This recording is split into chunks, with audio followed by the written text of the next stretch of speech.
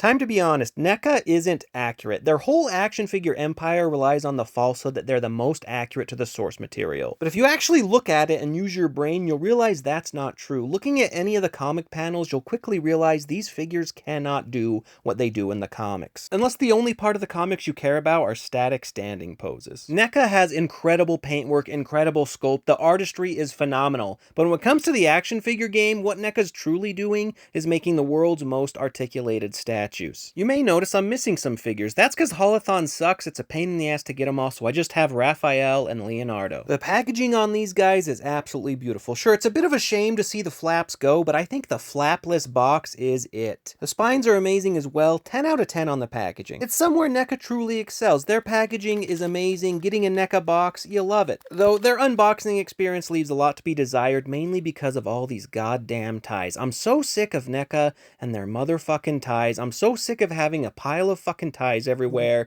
Why do we need all these goddamn ties? Use just a frontal tray, for Jesus Christ's sake. Stop with the goddamn tie. Whew, anyway, after that, you have two cool turtles. You get an extra head sculpt, you get their weapons, you get some hands, and you get a throwing star. So not a bad set of accessories, though at $37.99 a pop, it does feel like NECA's going broke and cutting back. But let's get to my real problem with NECA. These turtles move like hot ass. Yeah, they're beautiful, they're gorgeous. Again, the artistry cannot be denied. Definitely some of the best in the business, but the articulation on these things sucks. The head range, it's okay, it's fine. I usually don't really care too much about the head range here. The shoulders are okay. He can do a full Townsend. There's this classic NECA creakiness, right? So you're doing that, but a full Townsend nonetheless. He's got articulated biceps, the bicep cut they call it, double jointed elbows. That's fine, no problems there. But because of the way they did the fucking plastron, it's just so goddamn big. You're not getting any range there, and it's so thick and it's so heavy. Why you can't just like do a thinner plastron or paint it on? And then we get to the legs. These legs are pure trash. Every turtle, I don't care who you are, should be able to do the splits one way or the other. Nobody takes the ninja out of the Teenage Mutant Ninja Turtles quite like NECA. These figures, fucking ass. The legs, ass. Unnecessarily limited. You can do a great sculpt and just work it into there, right? There's no fucking reason to make it so limited. Design the figure and then look at how it works on the prototype and then change the design, modify a little bit. I promise you, you can still nail the comic look. Most people won't know the fucking difference because you're looking at the comic and you're not noticing that it can't fucking move like the comic at all. The feet are fine. The feet, whatever, no problems on the feet. He does have like the standard kind of stuck joints. One of Raph's legs was stuck as hell. But why is that the limit of his leg range? What is this? He's not a Ninja Turtle. He's just a fucking mutant turtle who's maybe studying karate. He's gonna get like one of the colored belts, but he's not a fucking ninja. This plastron is way too goddamn thick. My God. Look at the comics. You want Leo to stand there like a log? Fucking nailed it. You want Raph to crouch down?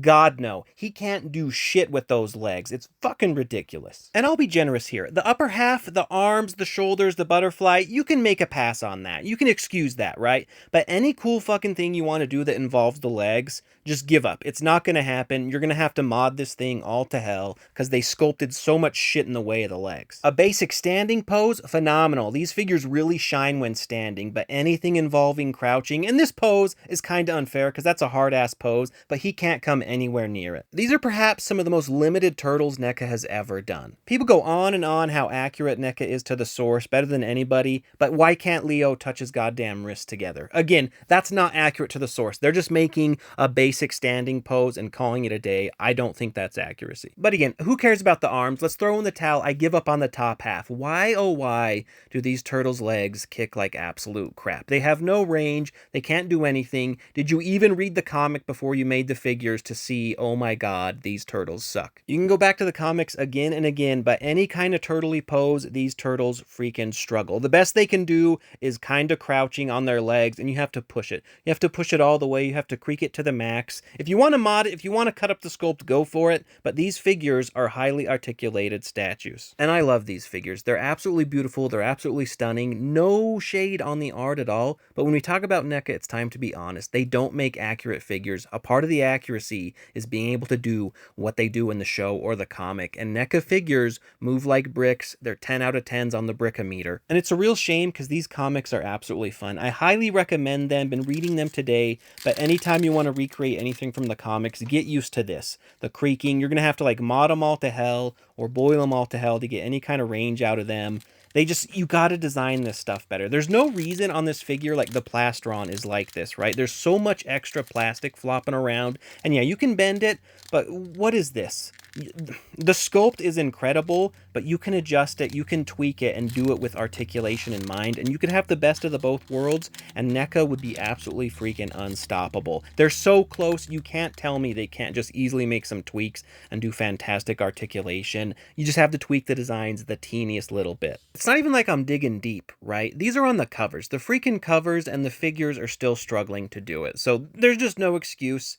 Make the figures be able to do what's in the comics. I'm not asking for anything crazy. They're still awesome. I'll probably get the rest of the Turtles and Usagi, but they're just not nearly as cool as they could be, and they're not nearly as good as they should be. They're like 80% there. They just need to go the extra 20. By the way, if you have these and you want some cooler Chucks for Mikey, check out Chris Dyke's art. He's making all kinds of 3D printed Chucks. Upgrade your Chuck game. These are so cool. Pizza monsters. Chris is killing it with the Chuck effects and weapon effects. Let me know what you think in the comments. Thanks as always for watching, whether you like, agree, dislike, whatever. I appreciate it. Have a good one.